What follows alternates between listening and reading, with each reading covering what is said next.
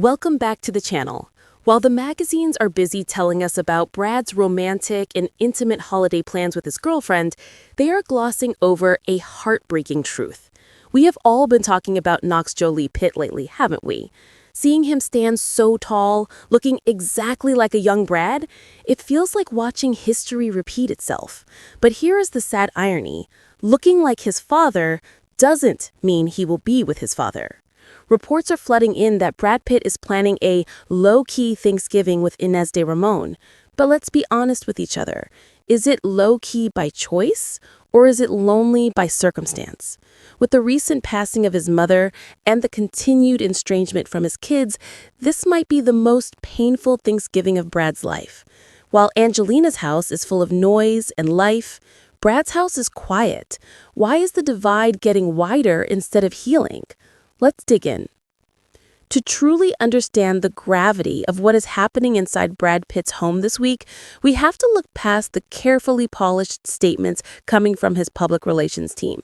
They use words like intimate and romantic and new traditions.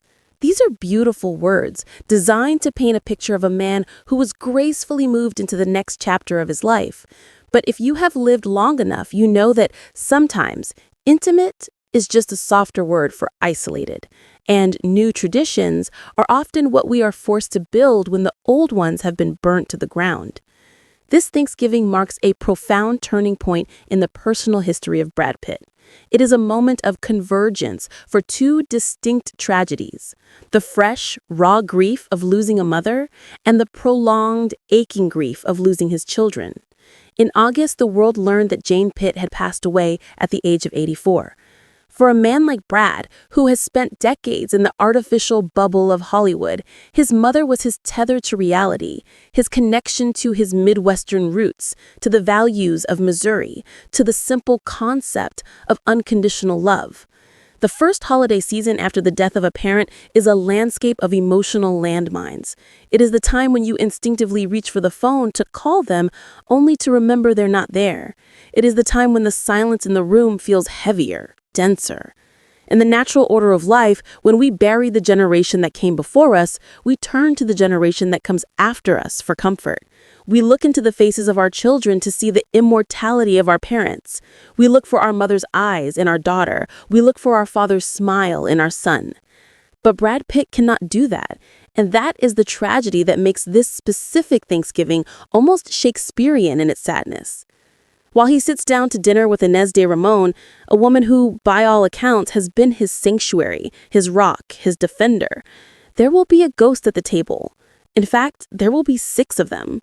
The absence of Maddox, Pax, Zahara, Shiloh, Knox, and Vivian is not just a logistical detail of a divorce agreement, it is a spiritual void. Let's talk about the low-key narrative for a moment. Sources close to the actor emphasize that he wants things quiet, that he is avoiding the fanfare. It is a dignified stance, but one has to wonder, does a man who built a family of 8 really crave silence? Or is the silence simply the only option left on the menu? When you are estranged from the very people who used to make the noise, quiet isn't a luxury, it's a sentence. Contrast this with the reports emerging from Angelina's camp. The narrative there is vibrant, bustling, and teeming with life. We are told she will be surrounded by all 6 children. The imagery is powerful. The matriarch at the center of her brood, a fortress of loyalty that seems impenetrable. For the casual observer, it looks like a victory for Angelina. She has kept the unit intact. She has maintained the gravitational pull. But for those of us who look deeper, the image of Knox Jolie-Pitt haunts this entire scenario. We saw him recently on the red carpet, and the collective gasp of the internet was audible. He's becoming a man. He carries his father's jawline, his father's stance, that unmistakable Pitt charisma. Seeing Knox so grown up is a visceral reminder of how much time has actually passed. Brad isn't just missing weekends, he is missing the metamorphosis of his son. He is missing the transition from boyhood to manhood. Imagine the psychological toll of knowing that your son, your physical double, is celebrating Thanksgiving just a few miles away, breaking bread in a house where your name is likely unspoken. It is a specific kind of torment to see your own face walking around in the world, yet be unable to touch it, unable to speak to it. Critics often say, well, actions have consequences. They point to the turbulent plane ride in 2016, the allegations, the drinking. And yes, accountability is real. No one is painting Brad Pitt as a saint, but we are forced to ask a difficult moral question. At what point does protection turn into punishment?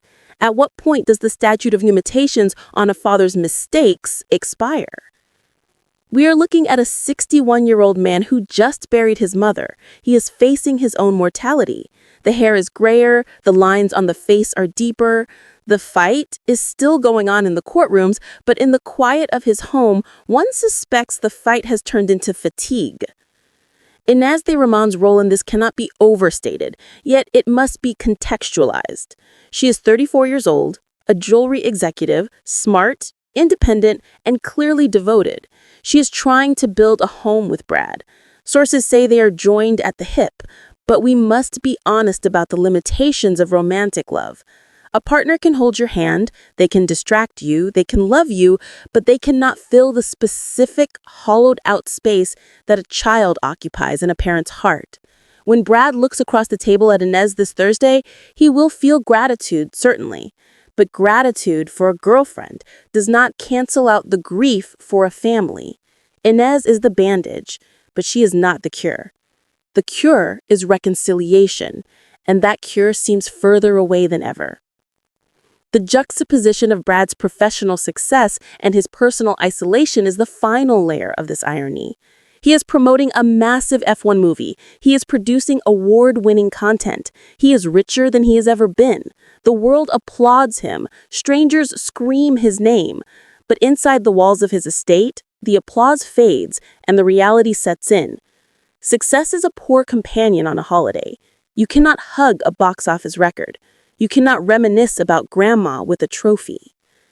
As we consume these stories, we often take sides. Team Brad, Team Angie. But this holiday, perhaps we should just be Team Human. Because what we are witnessing is a human tragedy. We are witnessing the solidification of a fractured lineage. When the history books are written about this Hollywood dynasty, this Thanksgiving might be remembered as the moment the cement finally dried. The moment where the Jolie-Pitts officially became the Jolies and Brad Pitt. So as you hear the pundits talk about Brad's romantic and intimate holiday, I want you to hear the subtext. I want you to hear the silence of the empty chairs. I want you to feel the weight of a grandmother's memory that has nowhere to land because the grandchildren are not there to catch it. It is a story of choices, yes, but it is also a story of the relentless, unforgiving nature of time. Every holiday missed is a memory stolen that can never be bought back, no matter how much money you have in the bank. What do you think is going through Brad's mind as he prepares for this quiet feast? Is it peace? Or is it the profound realization that he has won the world, but lost his world? Thank you for listening. This isn't just celebrity gossip. It's a reflection on family, forgiveness, and the fragility of the bonds we hold dear. I'll see you in the comments, and I'll see you in the next video.